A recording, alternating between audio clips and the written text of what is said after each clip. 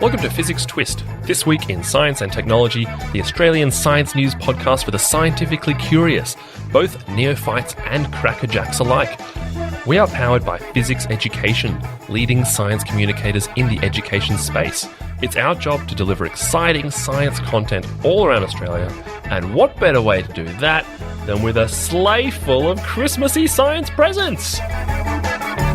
All right, and don't forget, we have an Instagram account. It is at Fizzics TWIST. Putting up a few posts every now and then. I think you should check it out. Follow us on Instagram. G'day, Quill. Hey, Duncan. How you going? I'm really good. How are you doing? Excellent. I'm fantastic, thank you. You ready for a Christmassy episode? Absolutely. Very excited. Science content that is distantly related to Christmas? Exactly. Because it's our Christmas party here today. It is our Christmas party. It certainly is. So, this one's not Christmassy at all, the first thing that I want to talk about. No. But it is something that's gone extremely viral. And that's why it's in The Viralgram. Awesome.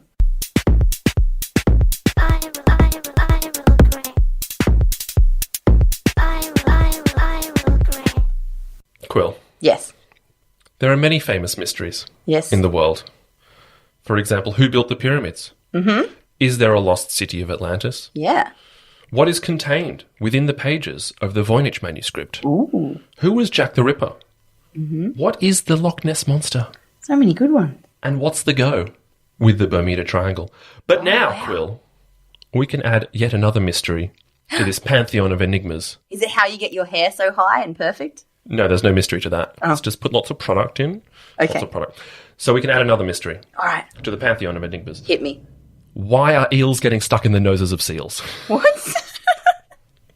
Is this a happening This is thing? a real thing Wow. that I have been seeing in viral places on the internet. And it comes out of something called the National Oceanic and Atmospheric Administration's Hawaiian Monk Seal Research Program, which is an amazing thing that exists, apparently. And there's a lead scientist for the Monk Seal Research Program called Charles Littman. Mm-hmm. And apparently about 2 years ago, once he woke up to an email that said, eel in nose. Standard email to wake up to. Yeah, so he's like, what do you mean eel in nose? And the email said, we found a seal, with an eel stuck in its nose. What do we do about this? Like, do we have a protocol to deal with? A standard protocol when you get an eel stuck up a seal's nose. So it turns out, no, there was no protocol for extracting eels out of seals' noses. Makes sense. So they had to think about what to do, and they decided, we're going to grab that eel, and we're going to pull it out of that seal's nose. Tricky, because they're slippery. Yeah, they're slippery little guys. So apparently, it took about a minute of pulling on this eel, and when they actually managed to pull it out, it was 2.5 feet long, which is almost a metre. Oh, up It's its a metre nose? stuck up a seal's nose. That's disgusting. Yeah. And since then, apparently, there's been 3-4 reported cases, and the most recent was just very recently this year. And all of the eels were removed successfully, but they didn't survive the procedure. No. It's probably a bit stressful being up someone's nose. Yeah, exactly. I've never tried it myself. No. I don't really intend to. And so all the seals survived, which is fantastic news. But still, the question remains: why are eels going into the noses of seals? Looking for buried treasure? Maybe. I see kids doing that all the Yeah, time. exactly. I wonder what's up there. Let me see if I can find out. Something good. Yeah. So basically, they were like, well, maybe people are deliberately sticking eels up these noses. Okay. Yeah. But they realised, well, it's highly unlikely because the only people that have access to the actual island where these seals are scientists. Right, and scientists don't tend to harm animals when they're actually supposed to be doing research. Exactly. They're not the kind of people to do that. So no pranksters going on. Yeah, exactly. Now, seals often eat eels. They also eat octopuses and other fish. And those animals often like to hide in coral reefs to avoid being eaten. Yep. And so, obviously, like, seals don't have hands. So what they have to do, like to forage around inside of these reefs to find their prey, is they use their face. And so they were thinking, well, maybe they're just sticking their face into digging around in there. And maybe an eel is just going, like, sort of, it's trapped and it's cornered and it's freaking out. And so it just decides to go for the only place that it can think of, which is Straight up the The nose. nose. Yeah, but then they thought, well, that's unlikely as well. Okay. Because why is it suddenly happening? You know. Yeah, it's just why all of a sudden. Very strange. So that's probably not. And then they thought maybe it's because they're like throwing up the eels that they've already eaten. Oh, yeah. They can regurgitate their food. Yeah, and like if you've ever been sick, you'll know that sometimes It spew comes out your nose. Oh. Exactly. So So imagine gross. if you've eaten a seal and it just kind of Or an ends eel. up in... Sorry, yeah. Eaten an eel. It's really confusing because a seal Feel and like- eel. yeah, it is. So imagine you've eaten an eel and all of a sudden you throw it back up and then it's Comes out your nose sticking instead. out your nose. Oh! But you haven't got any hands to pull it out, so it's just... I kinda used to stuck know there. a kid that could pull spaghetti out his Yeah, it's nose. real It gross. was disgusting. Yeah. So they thought, no, that's unlikely Mm. because the mouth is much easier for a creature like that to Yeah, come like out a of. 2.5 foot long eel to come out of. Yeah. So the most plausible theory, according to Charles Littman, the Okay. lead scientist on this program, is that really, and this still seems a bit ridiculous to me, is that the seals are just having a bit of a joke around. What? Because they're like troublesome teenagers, and they're just like, I wonder what would happen if I But let just- this eel go up my nose. But they don't have hands, so how they're I like don't know how they're shoving it up doing there? So he thinks it's just like one seal did it, and then all the other ones are sort of copying him or her. Like, that was really funny. I wonder what that's like. And so they're just copying each other, which it's just insane. Like, why is that happening now?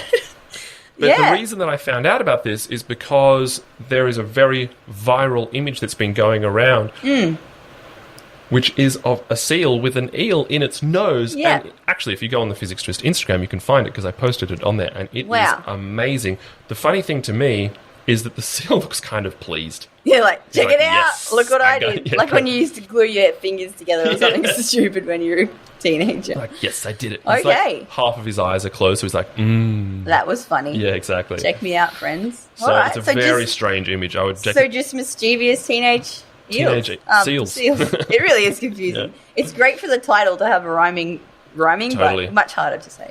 I saw a tweet about this in the article, which I told you earlier, but I think I need to repeat for the listeners because I Yeah. find it so funny.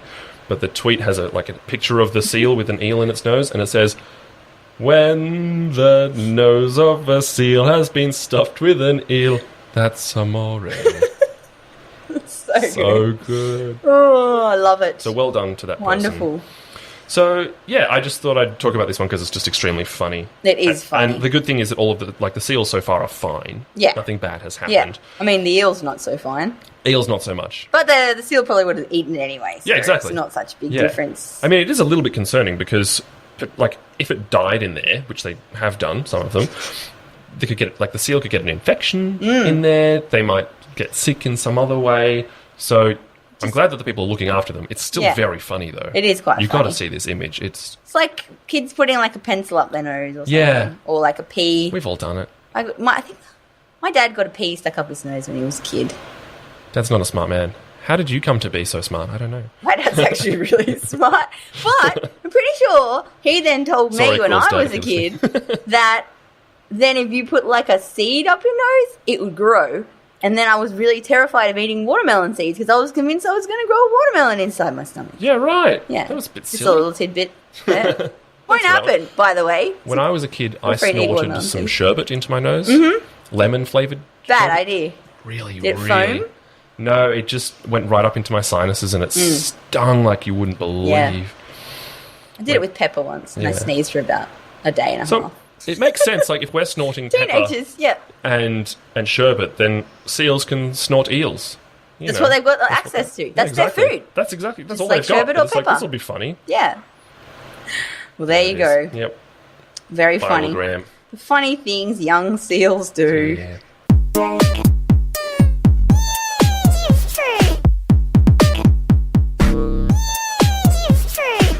So what's up Okay. next, Quill? Well, this one's not quite as funny. Okay, Sorry. make it funny then. Okay. No. Okay, so this is an interesting one for the start of next year. And this is the fact that the New South Wales Premier has banned phones in primary schools from next year onwards. There you go. Well, did she do it, or her government has decided to do it? Yeah. So I don't know if it's just her, but her people, and she's the one implementing. So ban phones from primary schools next year, and high schools also have the option to opt in as well. Okay. Ban phones from schools.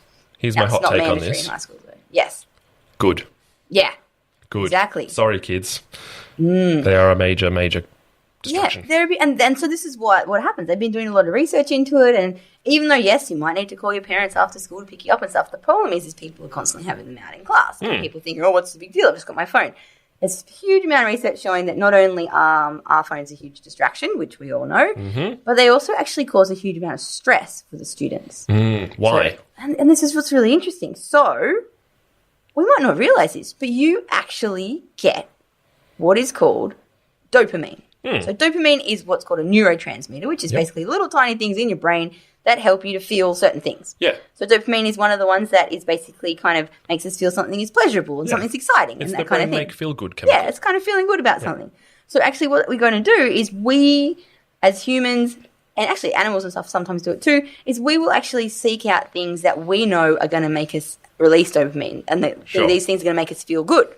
Okay? Now the problem is these things can be very addictive. Now, there can be addictive drugs, there can be addictive gambling, people can get addicted to shopping, people can get addicted to food. Because, of course, you want to keep doing a thing that feels good. Exactly. And unfortunately, all of these things also can include phones. Right. Because you can get addicted to them. Totally. Because when you get a little message on your phone or a like, it's like, oh, that makes me feel nice. Exactly. Inside. It feels good. Someone likes me, someone gives me a message, someone wants to say hello. The problem is, it's not just that, is that when we get addicted to it, we start to we get in a dopamine loop, which means we start to crave and need those likes. So we start hunting out or seeking out things that will give us the response that makes us feel good about ourselves again. So people get in this weird circle where the more dopamine they have released because they feel good about themselves from people messaging them or whatever, then they seek it out more. So they get kind of addicted in this and they keep circling, looking for it, and then... And it's, they get addicted to it, basically. And so what it means is we actually start to not be able to ignore our phones. Like if we have a phone near us, we are constantly checking it even if it hasn't gone off. We're looking at the screen to see if there's likes on there. We are worried about where our phone is in case there's a message that we're missing and all these other things. And what people are finding with kids especially is it's getting this kind of addiction to constant rushes of excitement and pleasure and feeling awesome from something like that, and people are forgetting to talk to their own friends or interact with their friends in the playground and do things that are normal ways you get pleasure, like playing with toys or getting an answer right in class and all of these things. And that's really not good. Not at all. I must admit that if I leave the house without my phone, I freak out a little bit. I'm like, oh no, my connectedness is gone. Yeah, see, I actually consciously leave my phone at home often on the weekends. Not if I'm going out somewhere where I need to meet people or I need a phone to contact people, but if I'm just going down the beach with my dog or something, leave my phone at home. Yeah. Just because you don't want to have that distraction. It's good to remember to feel excitement and pleasure from normal things other than just whether someone likes your photo on Instagram or something like that. And obviously, the big point of this is that phones can be, addictive, like you said. Yeah. But when you're in school, it can be an intense distraction from what you should be doing, which is, and I hate to sound like an old person, an old fogey now, but mate, you should be focusing on your education. Yes. All right. But it's not only just your learning. It's focusing on interacting with your classmates, on talking to your teachers, on building social skills. And all of these things, we kind of forget how to do this if all we're doing is talking to people on the internet. We actually, the way you interact with people face-to-face is very different to the way you interact with people in that. And we should really be taking a leaf out of the book of the kids from last week that we talked about who were protesting a very valuable cause because they really care about their education. Yep. And, dear listener, so should you. Yes. And, again, we hate to sound like old people. And some of us in this podcast are older than others. I'm not naming names. There's only two of us in here. But it's really important that you are able to completely focus on what you're doing at school. Exactly. But you know what else is interesting about this? They've actually found not only do people get addicted to it, we actually get stressed. Right. It actually creates a huge amount of stress because you have the anticipation of getting these things. So if you post a photo... if you don't... Yeah. You stress about why you don't. People don't like me. And actually what they find is in modern age, we get very stressed about lots of things all the time. And actually our bodies are designed to have this fight or flight mechanism, right? So your bodies are designed to be relaxed. And then when something stresses you out, like a dinosaur coming to eat you. Yeah, you get this rush of cortisol. You get this rush of cortisol, stress hormone. You are pumped, amped, and you go do that thing and then you can relax again. Now, we don't do that so much when you constantly stress. Your phones are going off. You're constantly in a state of stress. Yeah. And this can actually really be quite damaging for your body. It can lead you to get quite sick and that kind of stuff. So it's quite important. Yeah. And it's not like kids, all right? It's not like you need to have that validation. Because trust me, people like you and you are valuable. Exactly. you don't need to have other people liking things all the time to tell you that.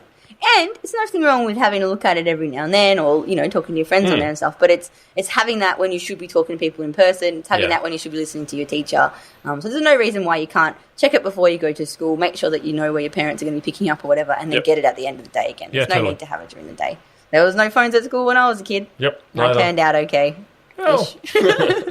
Yeah, I mean, I got a phone when I was in year 7. Yep. And it had 3 functions. It had make phone calls, it did send text messages, and it had Snake. Yeah, that was literally it. And I think it told the time as well, which is quite an advanced function for 2003. Did tell the time. Yeah. But, pretty awesome. like I had it in my bag at school. Yeah. And when I got off the bus, I gave my mum a call and said, please pick me up. Yeah. And that, I could have been sitting there playing Snake because it was a great game. Yeah. But no, that's not what we did. That's right. Yeah. But we're just old. Again, we're old. We don't understand. That's true. But I think it's a good thing that they won't be part of school. And I think a lot of high schools will probably opt in for it as well. I think so. Because, there's plenty of time to be on your phones after school or whatever. You don't need to be on them all the time. Well, most of the day, you are not at school. Well, and it's just like, well, you know what? When you leave school and you have a job, you can't be on your phone all day on your job, right? You need to do what your job is. So, absolutely. Yeah, I think it's going to be a super hard sort of kick in the face of reality if people get to the work world and then go, oh, I can't be on my phone that's right. now. It's like, no, dude, you got to... No, you're in a meeting. You can't be on your phone. You've got to be in a meeting. You have to be producing something. Yeah, exactly. Contribute to the economy. Exactly. And you know what's a little bit scary about this? A little bit of an aside, but you know what else has a similar problem? What's that? YouTube.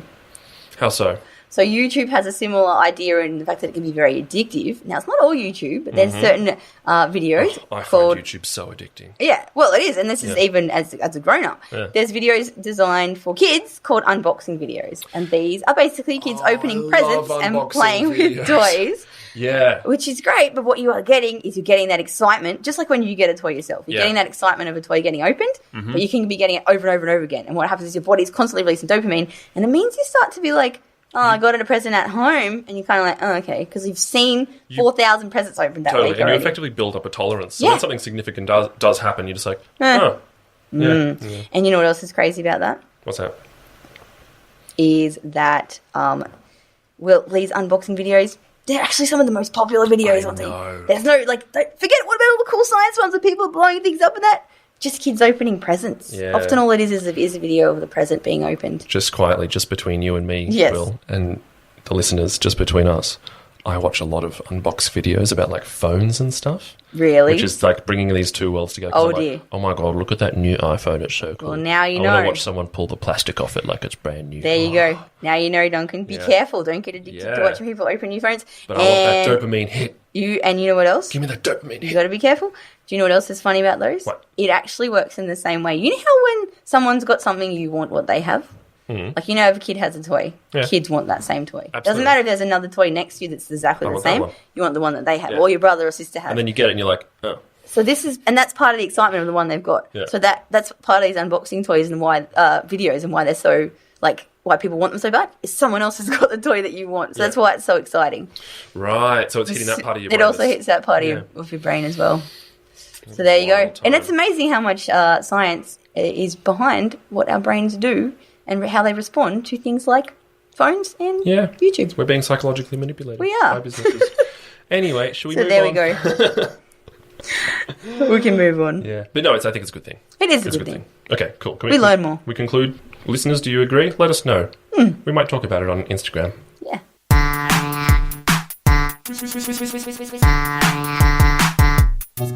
Nice and quick one to wrap up. Wait, no, not to wrap up, sorry. And then I've got some facts for you. That's right. Wait, Christmas facts. So this one's just a very quick, very brief Far Out with Duncan, which is all about what we talked about last time, or maybe it was the episode before, I can't remember. That was all about the Mars Insight Lander. So you will recall, Mars Insight Lander landed on Mars, and it sort of unfurled itself and set up some of its instruments ready to do science on the planet of Mars. That's right. Now, we have a pretty amazing update on this one, which is, you will recall, if you had listened to this episode that we recorded, that Insight has a couple of sensors, well, lots of sensors on it. In fact, one of them is a seismometer, so it measures the vibrations that go through the ground, like earthquakes, and the seismometer and something called like an air pressure sensor have recorded the first ever sound of wind on Mars. Wow. It's awesome. This Wind. is sounds recorded on Mars, which blows my mind. Very exciting. So basically, inside itself has some solar panels on it. That's obviously what's powering it. Yep. NASA basically describes them as looking like a sort of giant pair of ears that stick out from the sides. I love it. Yeah, and so there's lots of wind on. There's not lots of wind, but there's wind on Mars. Yep. And that has sort of been hitting the solar panels. The seismometer, which is attached to InSight, has been picking up the vibrations due to the wind. That's pretty cool. Which obviously is a bad thing because that means that you're not actually picking up the real... The Marsquakes. The Marsquakes, that's Yes. right. But we'll talk about that later. Anyway, so it's picking up the vibrations of the wind, and would you like to hear what it sounds like? Yes.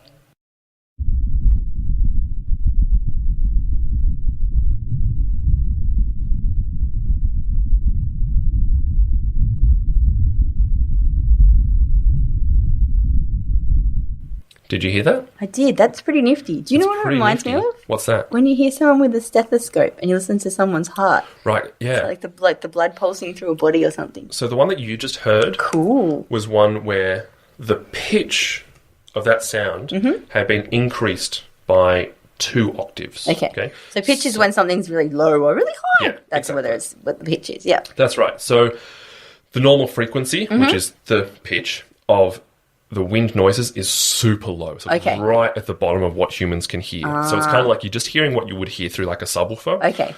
So what they've done is they've pitched it up by 2 octaves, so it's a little bit more audible. Oh, okay, cool. But it sounds awesome. That's pretty cool. Yeah.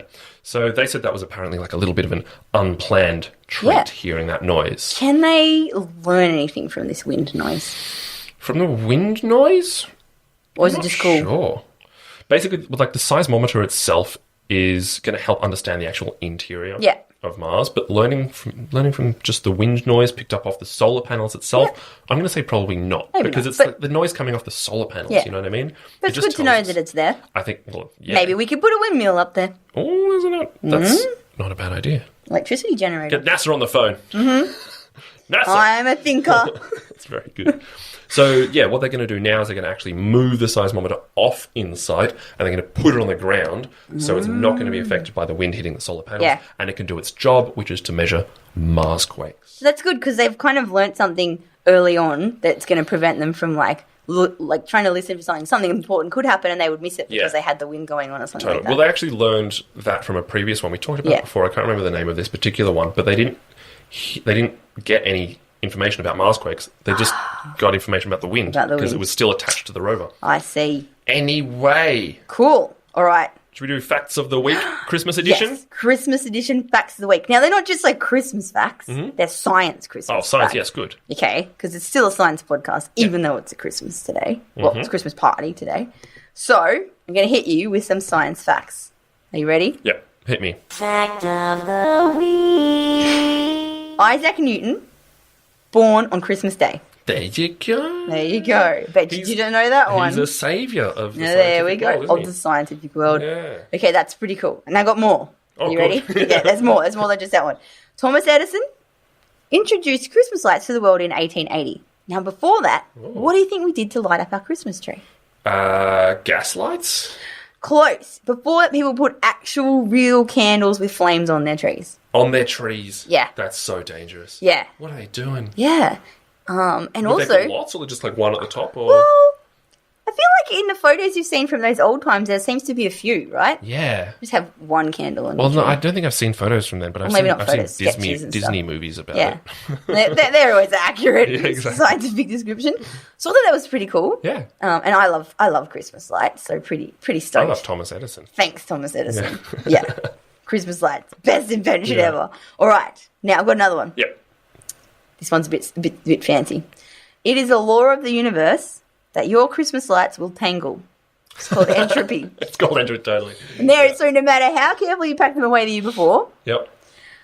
When you pull them out of the it has box. been proven that for any cord longer than 2 meters, knots are mathematically guaranteed because there is only one way for that string to be untangled, but there is endless possibilities for it to be completely messed up. That's hilarious. Oh, that's really interesting, Yep. actually. So entropy, for those wondering is basically about how the universe and everything really tend to go from order to disorder. Yeah. Chaos. That's what that means. Or chaos, effectively. Yeah. And so that's a great example. Yeah. That Christmas lights are always So you pretty much don't even bother to, like, not to just shove them back in the bag because they're going to tangle up anyway. Absolutely. Yeah. It's the same thing with earphones, like iPhone earphones. Yeah. You put them in your pocket, they can be pristine. As soon as you take them out, they're going to be tangled. Yeah, for sure.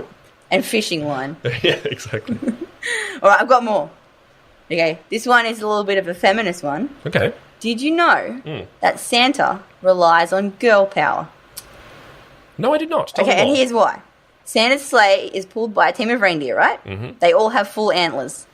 Yeah? Sure. Now, male reindeer lose their antlers in the winter, which means unless carrying that sleigh is so stressful that they lose their antlers randomly as a female, then they must all be females because all the males won't have antlers at that time of year. Go girls. It's winter.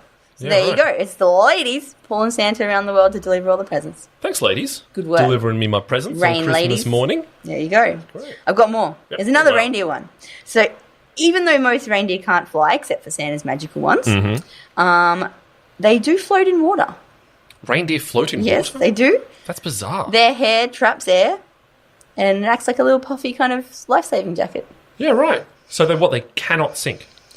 Well, I mean, I'm sure at some point the buoyancy would be outweighed by pushing them down with a certain amount of force or weight or something like that. Because humans float. Yeah. Like if you just lie back, you'll just, because you've still got air in your lungs. Yeah. You'll still float there. Yeah. But I guess that's pretty impressive. So they don't really have to swim at all. They can just bob around. Just kind of bob around there. Right, cool. Might be good if they have to have a water landing when they're delivering presents to islands and stuff. That's very true, yeah. Because sometimes, what if they lose an engine or something? Yeah, like that? exactly. I've got another one. Landing on the Hudson. Go on, yep. Okay, I've got another one. Two more.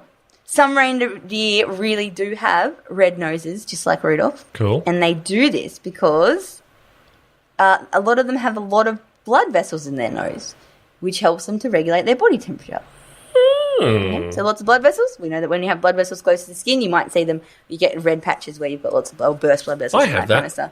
Yeah, there you go. I got one more. One more. Hit me. Is it reindeer too? It's sleigh related. Okay, so Santa's sleigh, if he wasn't magical, would have to travel at 1,300 miles per second in able to deliver all the presents to every child on Earth in one night. Now, if he was flying How fast? Sorry, 1,000? 1,300 miles per second. That's about 2,000 kilometres a second in real money. So if he didn't have magic... Which is about 20 football fields. Didn't have magic and was flying that fast, he would actually burst into flame from the heat generated by the air resistance. And that would be obviously quite detrimental. So lucky there's magic involved. Not great. Yeah. So there you go. There's some science Christmas facts for you.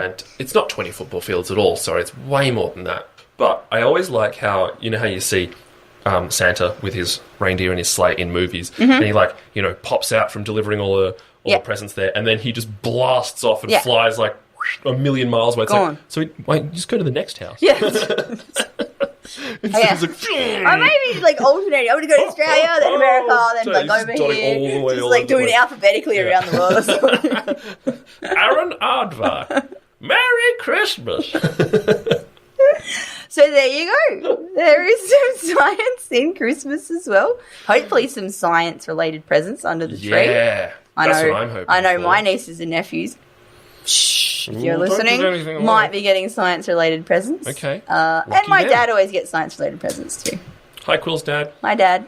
Hope you're enjoying that new scientist subscription. Oh, I think you shouldn't have said that. Should I bleep that out? Can we not say that? No. He knows. I accidentally got it. I got it by accident. Okay.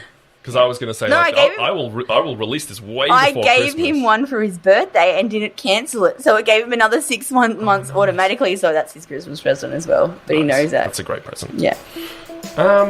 Well, I think that's a wrap on Fizzics TWIST for this week. So too. Fantastic. Well, thank you for joining us. Thank you. And don't forget, you can meet the wonderful people of Fizzics at your school, vacation centre, or birthday party. Just go to fizzics.com.au. Also, don't forget to rate us on iTunes.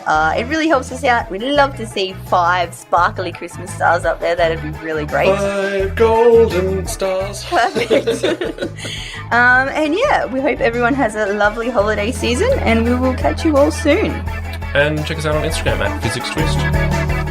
And this is the last one before the end of the year. So It is. we're on hiatus after this. We will be on break after this. See you next year. Have a very, very sciencey Christmas. And a happy new science. Yeah. Bye. Bye.